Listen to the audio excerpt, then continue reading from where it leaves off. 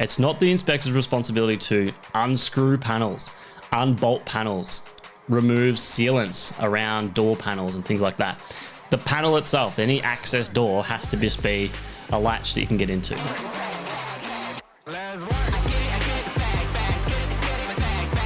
G'day and welcome to the Making It With Myles podcast. We're back for another episode where we discuss all things building, construction, real estate through the lens of a building inspector, and a little bit of personal development stuff every now and then. Now we have two formats to the podcast. We have the shed. The shed is where we discuss all those types of things in regards to building inspections, the real estate industry, building, construction, renos, DIYs, all that sort of shit. And then we also have the journey. The journey is just a personal thing for me to just sort of dabble in a couple personal development things that help me, which I want to help others, which we play every now and then. Now, on this episode, we are doing a segment of the shed, and this one is specifically with regards to pre-purchase building inspections. Now, I am a building inspector and I specialize in pre-purchase building inspections. And one thing that we come across quite often is the questions of what's included in a building inspection and what's not included in a building inspection. And this episode is going to be focused on what is not included in a building inspection. So to understand the restrictions, the access issues, and then specific items that we don't actually inspect on. Now, providing a good service always comes down to people's expectations. So most of the time, clients' disputes always come down to the expectation that their building inspector was to do X, Y, and Z for them. Now, I've had that happen numerous times, and we do send out agreements, which every inspector has to do before you engage them for a pre-purchase building inspections.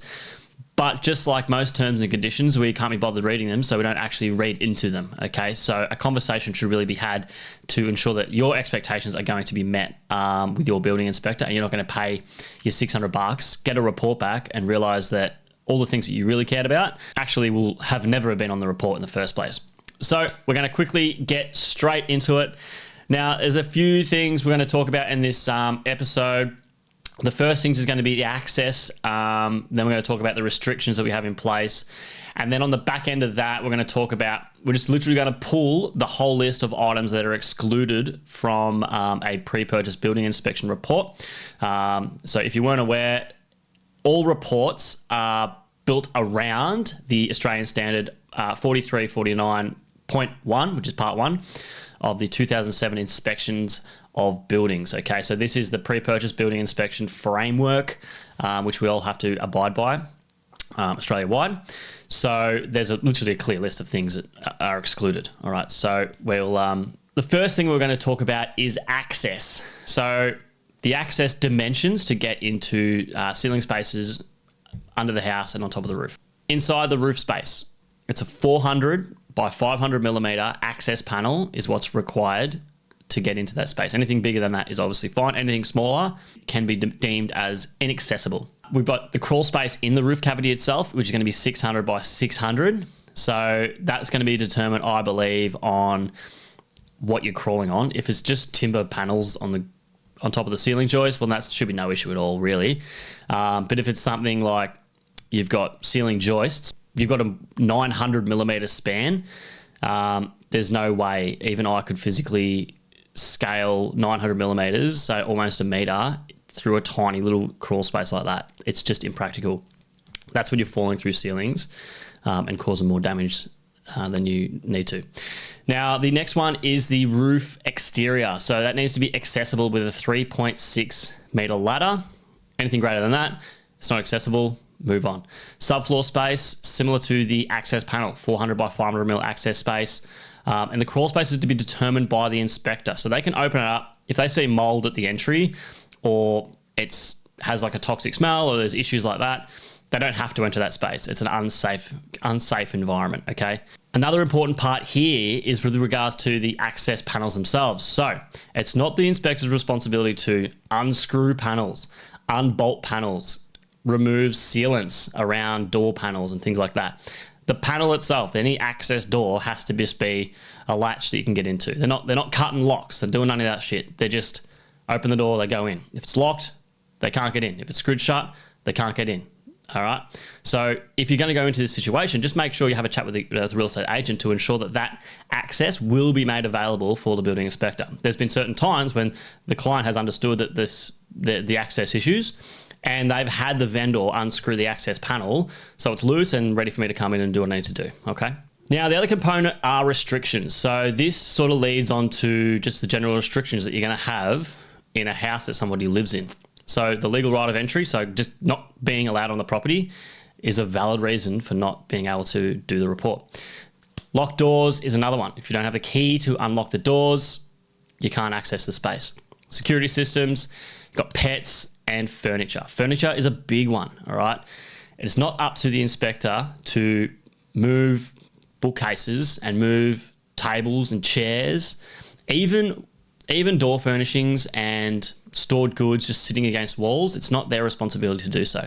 Now, on the odd occasion, they may see signs of some damage and they might want to investigate a little bit further. This is usually around wet areas. So you might see a little bit of damage behind, I don't know, next to a shower recess, and then you go into the walk-in robe, which usually backs onto it, and there might be a picture frame landing against the wall or the laundry basket. They'll move it out of the way to have a look, just to try to see some bits and pieces, but they're not going to do that throughout the whole entire property. Another one as well is the external of the property. So you've got your vegetation or your trees and your foliage or your stored goods, your hot water services, your water tanks, all these specific items around the property which do restrict a lot of the visual inspection, especially when you get to those shocking hoarder homes where there's just shit everywhere.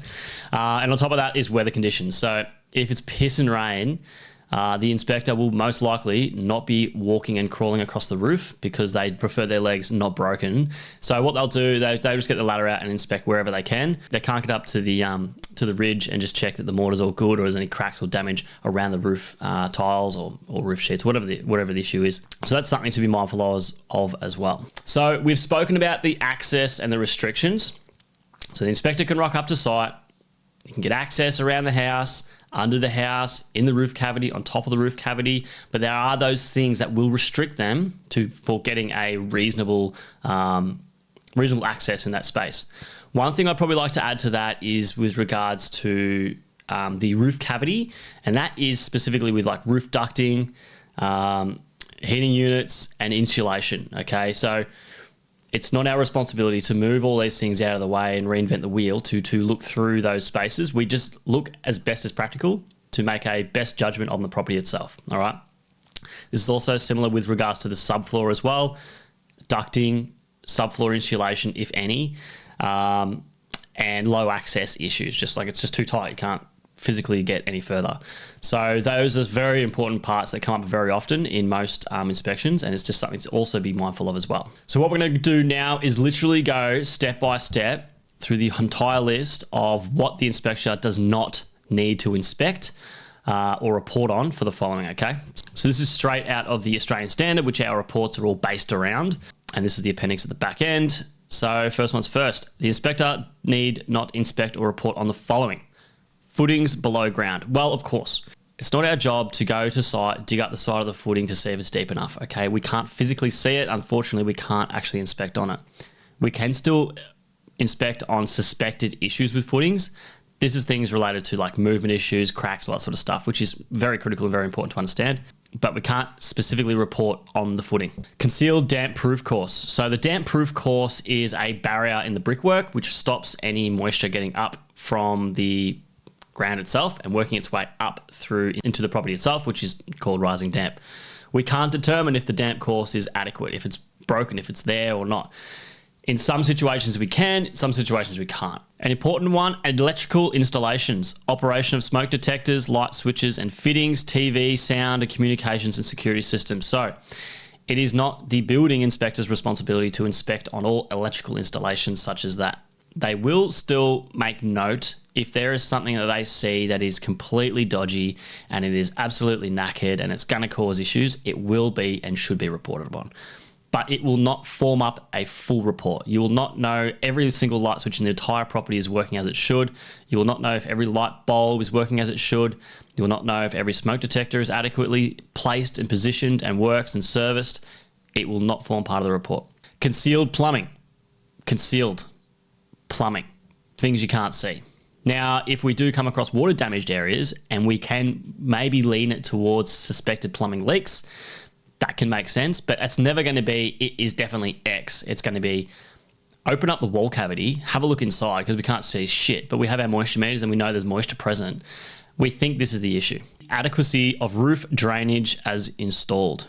Now, we are, again, with pre-purchase building inspections, it's not a compliance.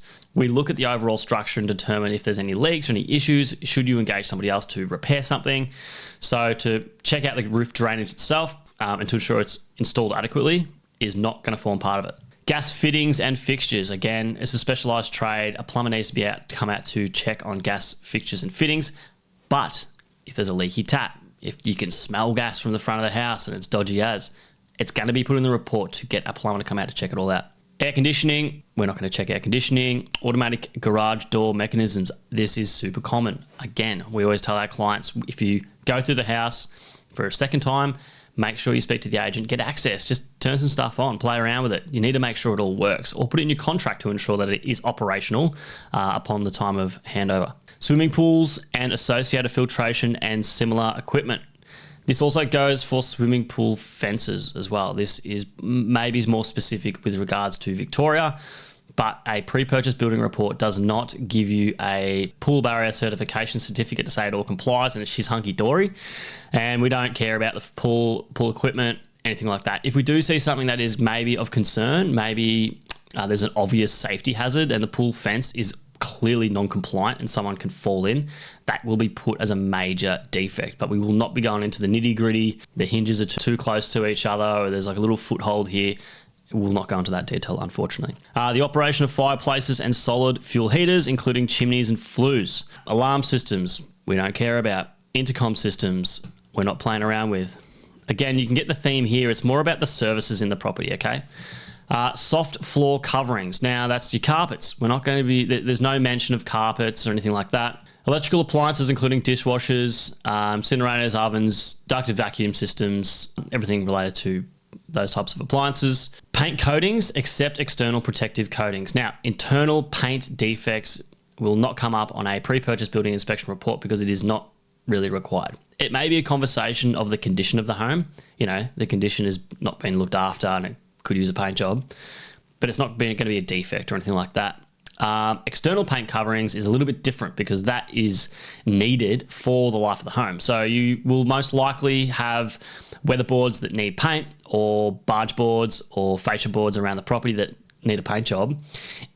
The timber work might be completely fine and not falling apart, but it will be in the report that it needs painting because for that product to work, it needs the protective paint in place. The other one is health hazards. So what we've got here is things like allergies, soil toxicity, lead content, presence of asbestos, okay, and some other word I can't even pronounce.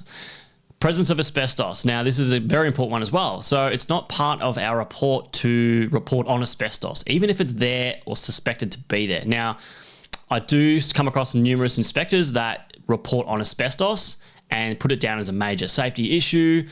Now, me personally, I kind of steer away from that. Asbestos in its state, if it's say it's a wall lining in a laundry and it's painted, there's no issue with it. It doesn't do anything. You can make general note to say this is suspected asbestos, and if you're going to do any work in that space, well, then you really should engage an asbestos auditor who comes to site, breaks a piece of the paneling off or the suspected material, gets it tested at a lab to determine if it's asbestos or not. That's the only process.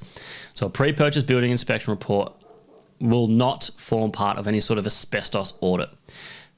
There's nothing wrong with having a conversation with your inspector and go, right, mate, if you can just let me know if you suspect there's any asbestos on site, and they'll be like, yep, sweet, mate, won't form part of the report, but I can just chuck it in an email or give you a text or something like that, or have a conversation with you over the phone. At the end of the day, you just cannot determine if it's asbestos or not until you take it to the lab. All right. Now, timber and metal framing sizes and adequacy. It's not up to us to know that the beam size that is picking up the second story roof structure is the right size, or the steel work put in place is correct. It's just not, we're not engineers. If we see a massive deflection or a sag in these beams, Well, there'll be some sort of note made on it because it looks like it's obviously a structural issue and something needs to be actioned. Concealed tie downs and bracing, again, it's in the wall cavity. We can't see those types of things. We've got timber pest activity, so we're talking here more about the building side. Other mechanical or electrical equipment such as gates, just stuff, random things like that, bits and pieces we don't really play around with. The soil conditions, control joints, sustainable development provisions. So we do get a lot of things about, if we can cut trees down around the house in this local area, you might be in the bush somewhere. We don't have those answers, unfortunately. Okay, our focus is just the house and to give you a better, good professional opinion of what you're actually buying, all right? Concealed framing timbers or any areas concealed by wall linings and sidings. Well, this is obvious. The wall's covering everything. We can't see it. So we can't make any determination if it's good or not.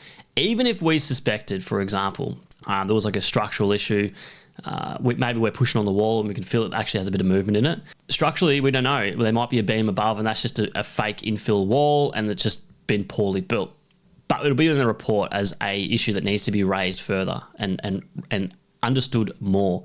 Okay, might need to take the sheetings off the wall to actually see what's going on. All right, we can't see the things that are covered up. Landscaping, rubbish, floor covers, furniture and accessories, stored items. All right, so these are all the general things that we have in the house. All right, we can only see what we can see when we're not going to move the whole entire property around on its head to further investigate. That's why it's always good to inspect a house that's empty. Best case scenario, all right, or a staged home because it's usually sort of partially furnished. Insulation, again, we will make comment if there's any insulation that's been removed and there's energy efficiency issues, but we're not going to report on the insulation. We're not going to say if the insulation is adequate for that space. It's just not part of the report. The energy efficiency and the lighting efficiency of the property itself, okay? Something that we're not specialised in, we can't do that. That's, again, another specialised industry. So these are the excluded items. Now, I don't want to break your heart because it sounds like there's a lot of shit that we don't do. More or less, what we try to focus on doing is we focus on building a beautifully represented report that really describes the story of the home, is how I like to put it, okay? We inspect the home based on the age of the property. Usually have a small section that talks about how we rate the condition of the property, how we rate the number of minor defects and major defects. If it's typical or low or it's really high, and we sort of make judgment on that. And it's always based around the age of the property. Okay. And then the defects that are going to come up. The defects is obviously the major issues with the property that you really need to understand, but you'll also get a massive hit list of minor defects. And these minor defects, most of the time, are just general maintenance items. The property has just been there for so long and no one's done anything with it because people don't really, these days, treat their property as well as they treat their car. You service your car, no one services their property. Maybe because they're not aware of the things they need to really service on the property to sort of outlive it and they just want to trick things up and make it look pretty.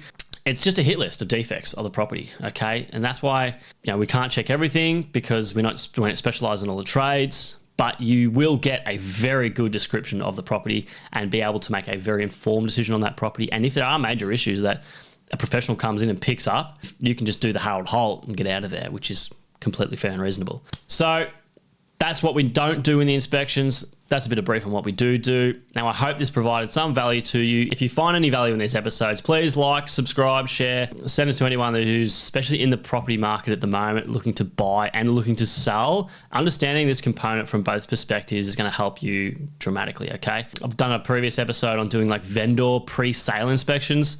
So if you're selling your house, one of these guys comes out, gives you a massive scope, this is the report that I would provide to the buyer about your property.